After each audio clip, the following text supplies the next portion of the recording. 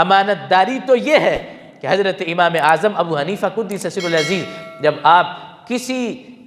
تجارت کے اندر آپ کسی کام سے چلے گئے تو پیچھے اپنی دکان پر یا جہاں پر بھی آپ نے وہ کپڑے رکھے تھے بیچنے کے لیے، تو ایک کپڑا ایسا تھا کہ جس میں کوئی عیب تھا،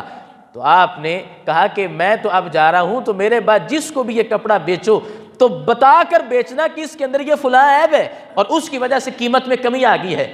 لیکن وہ بیچنے والے کو یاد نہ رہا اور اس نے عام ریٹ کے اندر اور عام جس طرح وہ کپڑا بیچنا تھا اس نے سارے کپڑوں کے ساتھ اسے بھی اسی ریٹ میں بیچ دیا۔ حضرت امام اعظم ابو حنیفہ رضی اللہ تعالیٰ عنہ جیسے ہی واپس آئے تو کہا کہ ریٹ جو میں نے تمہیں بتایا تھا کہ عیب بتا کر اور پھر چیز بیچنا، تو اس نے کہا مجھے تو یاد ہی نہیں رہا۔ حضرت امام اعظم ابو حنیفہ